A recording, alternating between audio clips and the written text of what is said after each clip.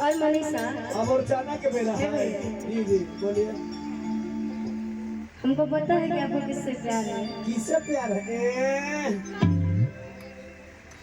इसी पे कहना है कि प्यार किया बदनाम हो गए और चर्चे हमारे सरेआम हो गए और उस जालिम ने दिल हमारा उस समय तोड़ा जब हम उसके प्यार के गुलाम हो गए। लेकिन आज भी अगर ये दूसरे पे लाइन मारे तो कितने लोग फंस जाएंगे। अच्छा अब प्यार के कर सब तो पार करे के फेरा में है। हाँ आजकल तो यह चलता है। आजकल यह चलता है। आजकल प्यार मोहब्बत कम चलता है। आजकल ढेर पॉइंटे पे रहता है। होटल माथी क्या बात। इसीलिए मनीषा की तरफ से कि जरा अपनी जुल्फे सजा कर तो देखिए, मोहब्बत की दुनिया बसा कर तो देखिए, अगर हो ना जाए मोहब्बत तो कहना, जरा हमसे नजरें मिला कर तो देखिए। पहले रहने पानी अब शराब हो गई, शराब कि तोहरा खातिर तना हम खराब हो गई। और जो लोग देखने में सुंदर होते हैं असल में वही बहुत छिछोरे होते हैं ना। सही ना। हमने करीबाना ठीक नहीं है। हाँ तो हमने क्या बकरियों पोछी ना उठावा है कि देखे में सीधा तू तो बड़ा खाली बहाना से, कि देखे में सीधा तू तो बड़ा खाली बहाना से,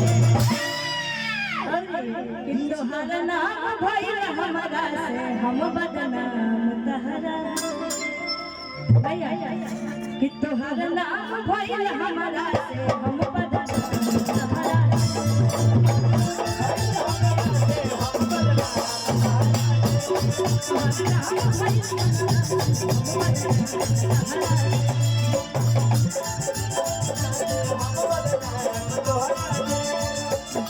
पहले रहनी पानी अब शराब हो गई,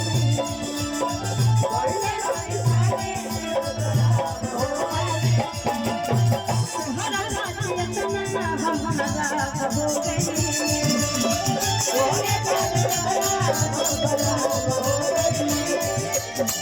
देखे में सीधा तू बड़ा खाली बहाना से, देखे में सीधा तू बड़ा खाली बहाना से, तोहरा नाम भइल हमरा से हम बदनाम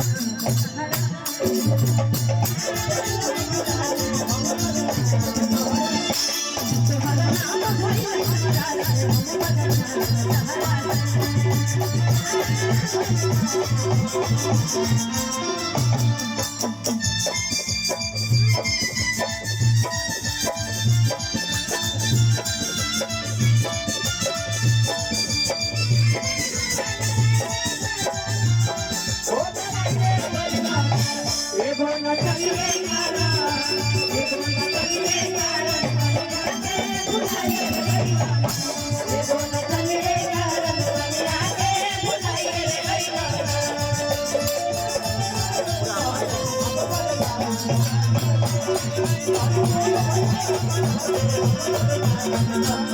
अरे हाँ हाँ कि ढेर दिन भइल सोची पता न लगे जान हो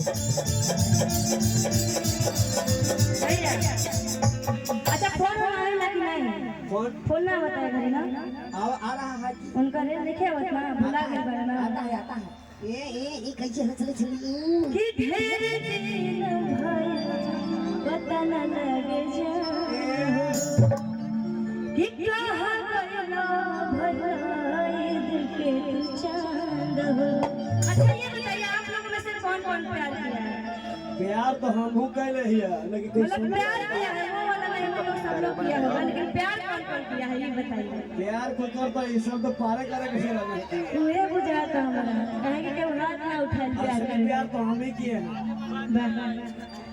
लेकिन कि प्यार ढेर दिन भइल पता न लगे जान हो कि कहाँ गइला गाड़ी छोट हुई तो बड़ा चलत हुई कि अब हमारा तोहरा प्यार कि अब हमारा तोहरा प्यार